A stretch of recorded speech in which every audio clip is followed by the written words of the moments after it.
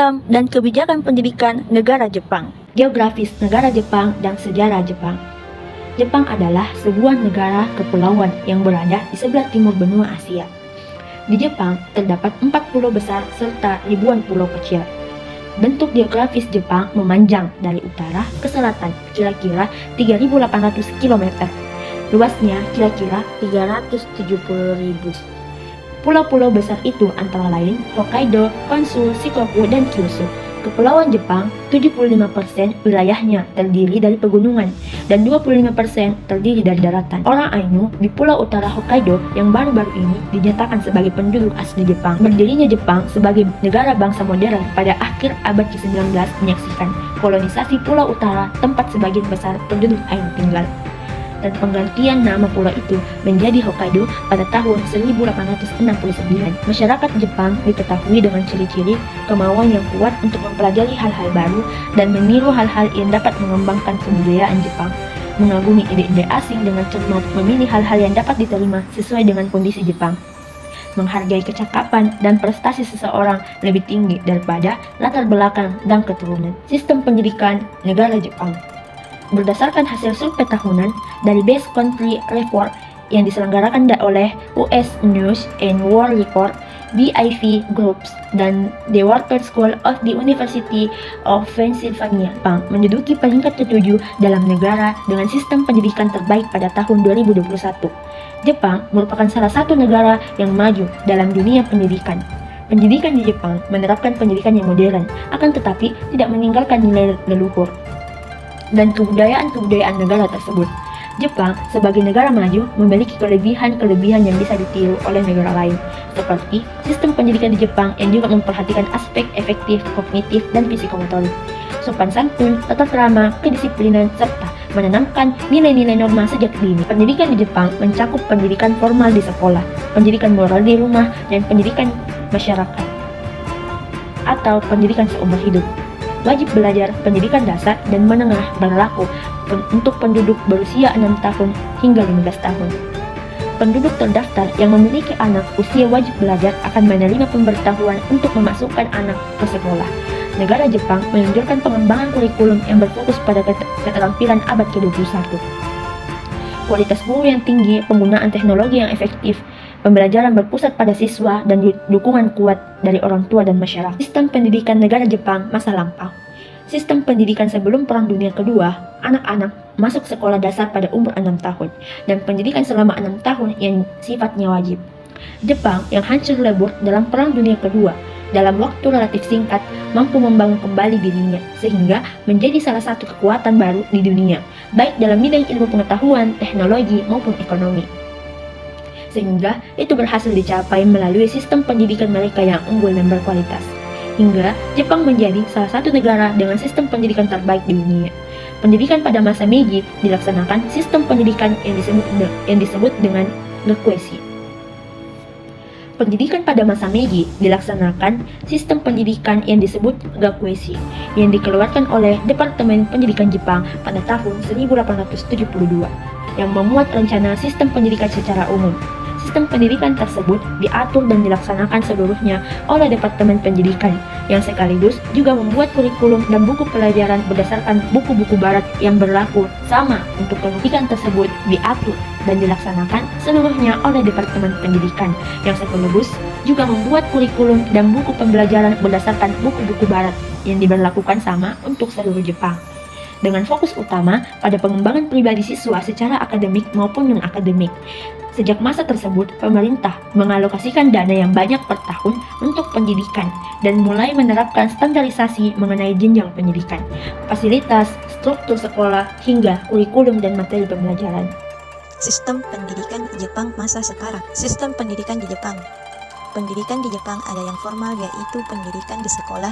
Selanjutnya ada juga pendidikan yang berbasis moral, yaitu merupakan sistem pendidikan yang dibangun dari rumah. Dan yang ketiga sekaligus yang terakhir adalah pendidikan yang muncul dari masyarakat itu sendiri, yang biasanya juga disebut pendidikan seumur hidup atau long life learner. Di Jepang, wajib belajar mulai dari usia 6 tahun hingga usia 15 tahun. Setiap keluarga yang memiliki anak pada rentang usia 6-15 tahun akan diberikan pemberitahuan untuk menyekolahkan anak-anak di sekolah. Di Jepang juga ada sekolah negeri yang biasanya disebut Koritsugakko. Sekolah negeri itu dikepalai atau diselenggarakan oleh pemerintah kota atau yang disebut prefektur, tetapi ada beberapa juga sekolah yang dikelola oleh prefektur dan pemerintah pusat. Untuk sekolah swasta disebut juga dengan Shiritsugakkō yang diselenggarakan oleh badan hukum.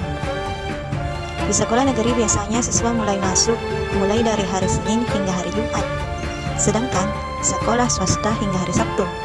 Di sekolah Jepang biasanya ajaran menjadi 3 ketebulan dan dibagi atas 3 musim, yaitu musim gugur atau fall, musim salju atau snow, serta musim panas atau summer, yang waktunya cenderung lama dan panjang.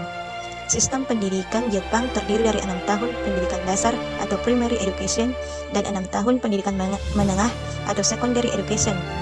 Pendidikan menengah di Jepang dibagi menjadi 3 tahun pendidikan menengah bawah dan 3 tahun pendidikan bawah. Karena negara Jepang memiliki program wajib belajar 9 tahun, maka pendidikan wajib di Jepang adalah 6 tahun pendidikan dasar dan 3 tahun pendidikan menengah bawah. Setelah mengenyam pendidikan menengah bawah, siswa di Jepang memiliki pilihan untuk melanjutkan ke pendidikan menengah atas atau high school selama 3 tahun atau belajar di sekolah tinggi kejuruan atau diploma.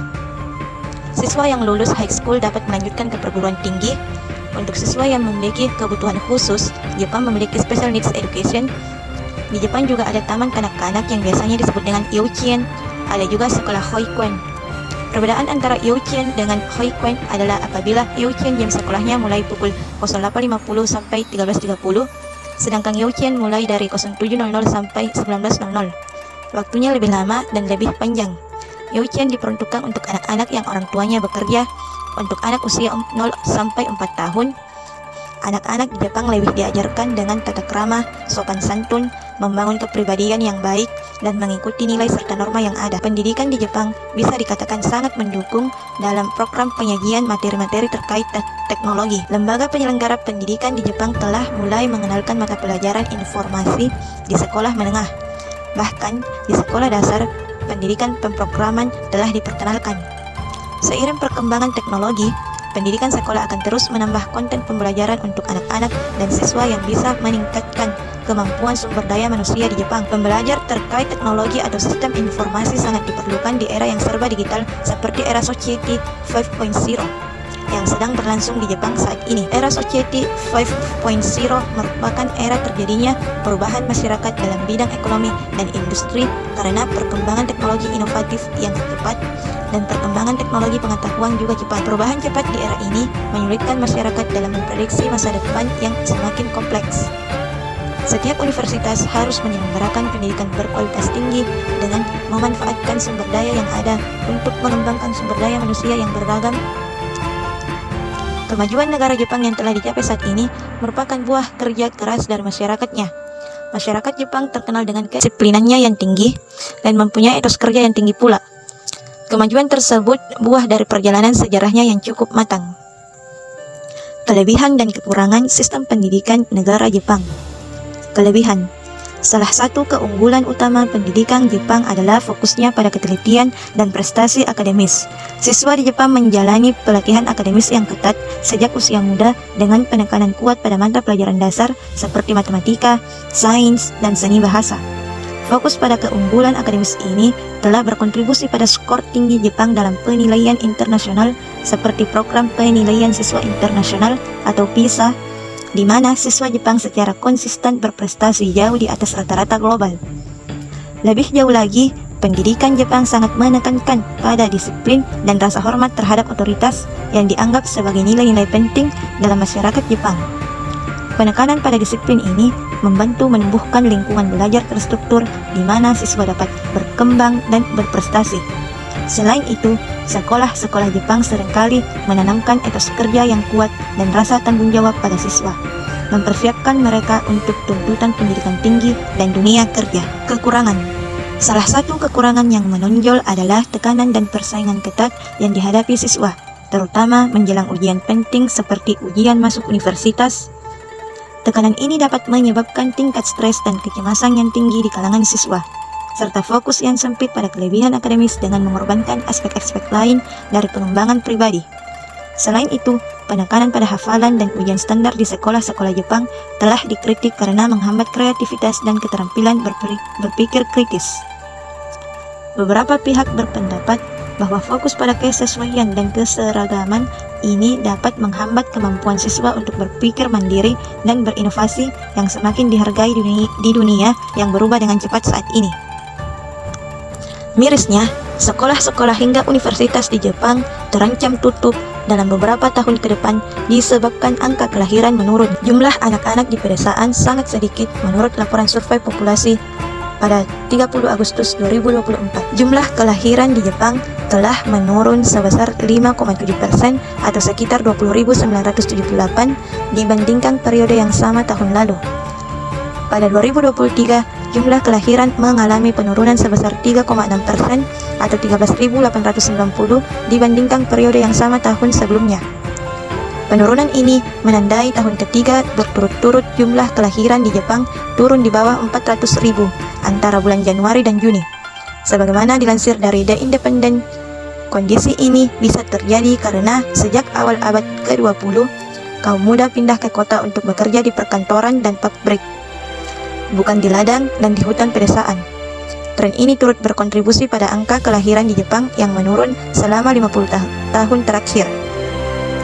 Pengaruh penurunan demografi ke kampus-kampus Asosiasi Universitas Nasional Jepang telah memperingatkan bahwa keuangan perguruan tinggi di negeri tersebut telah menghadapi batas kritis karena adanya pergeseran demografi yang memengaruhi pendaftaran universitas. Satuan tugas dari Dewan Pusat Pendidikan, sebuah badan penasihat tetap Kementerian Pendidikan Jepang, memperkirakan bahwa jumlah anak berusia 18 tahun di Jepang akan turun menjadi sekitar 820.000 pada 2040. Kemudian jumlah mahasiswa baru pada usia tersebut diperkirakan akan menurun menjadi 510.000 orang tahun 2040.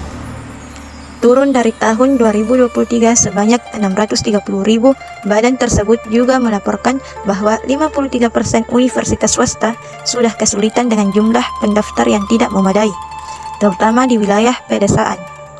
Jika situasi ini tidak ditangani, beberapa wilayah mungkin tidak memiliki universitas, kata pejabat Kementerian Pendidikan Jepang dalam laporan Japan Times yang dikutip dari Newsweek Jumat 13 bulan 9 2024. Bagaimana pemerintah Jepang mengatasi krisis penurunan demografi?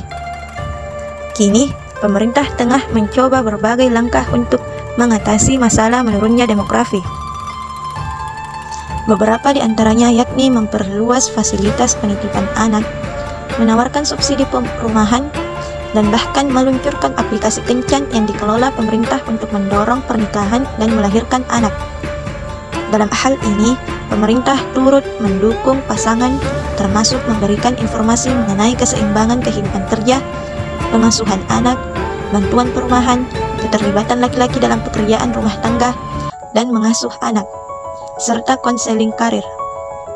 Penurunan angka kelahiran berada dalam situasi kritis 6 tahun ke depan hingga tahun 2030, ketika jumlah generasi muda akan menurun dengan cepat, akan menjadi kesempatan terakhir untuk membalikkan tren tersebut, kata Kepala Sekretaris Kabinet Yoshimasa Hayashi. Islam masuk di negara Jepang. Awal mula Islam masuk ke Jepang yaitu melalui perdagangan dan niaga. Banyak orang asing yang beragama Islam mulai berdatangan ke Jepang sudah sejak awal berdirinya negara Jepang. Muslim pertama sebagian besar adalah pelaut Melayu yang melayani kapal Belanda dan kapal Inggris. Periode pemulihan Meiji pada tahun 1868 sejalan dengan modernisasi pendidikan Jepang. Konstitusi Meiji diubah sejak tahun 1945 setelah kekalahan negara Jepang pada Perang Dunia Kedua, sehingga kemudian negara menjamin kebebasan beragama bagi warganya. Pada tahun 1945, inilah posisi pendidikan agama di sekolah negeri dan swasta berubah. Sikap keberagamaan warga Jepang semakin meningkat dan bersikap lebih toleran terhadap keberadaan warga asing yang beragama lain. Mereka bebas melakukan ibadahnya. Ada berbagai macam pendapat tentang awal pertemuan Jepang dengan Islam pada masa restorasi. Meiji terdapat suatu pertemuan antara Islam dan Jepang, yaitu dengan masuknya berbagai macam buku terjemahan tentang kehidupan Nabi Muhammad SAW. Yang lainnya adalah peristiwa Ertugrul atau kapal perang Turki. Perkembangan Islam di Jepang dilakukan dengan dua cara, yaitu dengan cara pernikahan dan dakwah. Pasal 20 dalam konstitusi Jepang menjelaskan bahwa kebebasan untuk beragama, diberikan kepada semua orang, implementasi pendidikan agama di sekolah bergantung kepada ideologi yang dimiliki oleh suatu negara. Negara Jepang dengan ideologi sekulernya melarang kehadiran pendidikan agama di sekolah, walau kemudian memperolehkannya di sekolah swasta. Sementara itu, para murid di Jepang menjalankan peraturan di sekolah dan masyarakat dengan baik dan benar. Walaupun sedikit sekali murid yang mempelajari pendidikan agama, tradisi terdahulu di negara Jepang tampaknya memberikan efek yang lebih besar dibandingkan pendidikan agama. Sekian dari kami, terima kasih.